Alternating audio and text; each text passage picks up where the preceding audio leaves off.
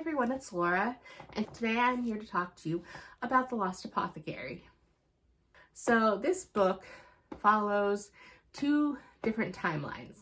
In the current timeline, you follow Carolyn, and she is someone that is having issues with her marriage. At the start of the story, she has just found out that her husband has been unfaithful. They were scheduled to go.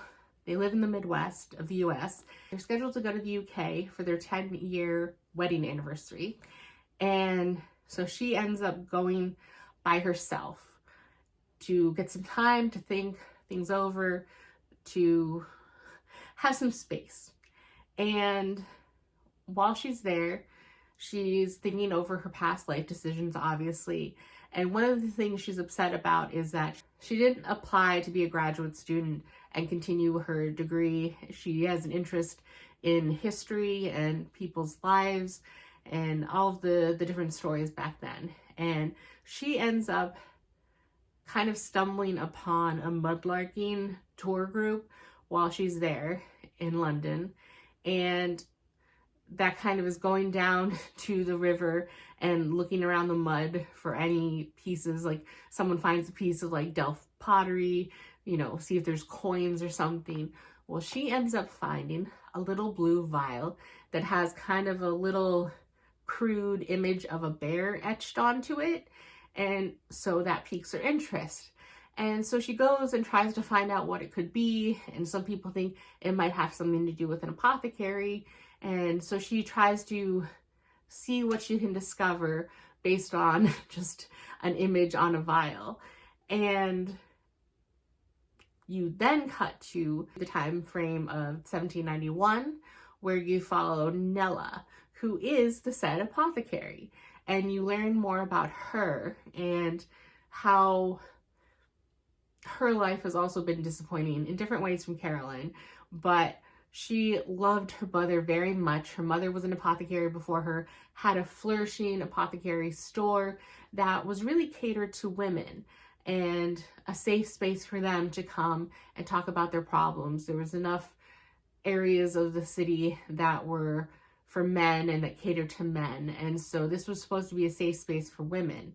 And so Nella kind of grew up in this environment, learned her craft from her mother, and then something happened in her life, and you don't know what for a lot of the story, but something happened that turned her to the darker side of the apothecary arts, so to say. And at this point in the current timeline, her mother has long since passed away, and she has taken to help women basically poison the men in their lives that do them wrong, based on if they're abusive or if they have an affair with someone. She doesn't want to harm other women, but she will help free women from the awful men in their life. So she still follows that part of her mom's legacy, even though she's also upset kind of at the stain that she has left on her mom's legacy by taking this dark route. But things are happening, and the way things seem to lead up, that something bad is probably going to happen, but you don't know what. And in the past, she also runs into Eliza, who is very interested in Nella and what she does, and almost kind of seems to think of it as something akin to magic, and says like, well, can you brew something that will get rid of ghosts? And Nella's like, it doesn't work like that. But so the story follows Caroline trying to figure out what she wants from life, figure out her marriage, while also doing research into the past, see what she can discover about Nella and the apothecary based on the little vial. And then following Nella, and you see how she kind of helps a few women, and how she manages to make it look not like poison, not suspicious. And it's very intriguing. And I know a lot of people seem to not like historical fiction or historical romance and all that type of thing. It's never really bothered me.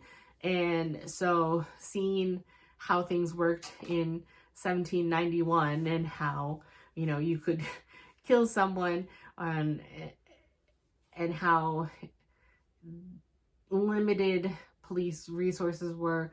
Obviously, some of these methods just wouldn't pass drug screens nowadays, obviously, but it's very interesting to see.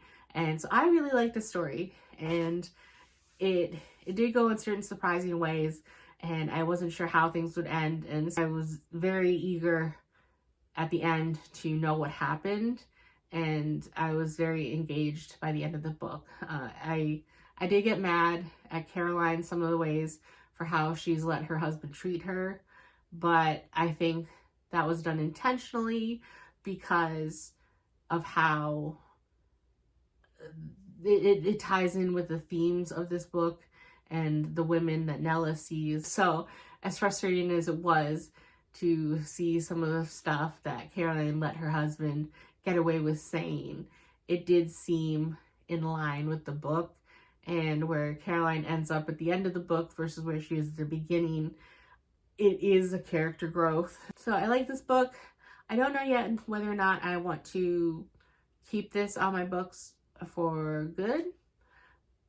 I think I probably will until something better comes and I need the space, because I definitely would be interested in rereading this to see, now that I know how it ends, kind of reread it again. But I overall gave this a 4, and I think that's basically all I have to say. I don't want to give too much away or spoil anything.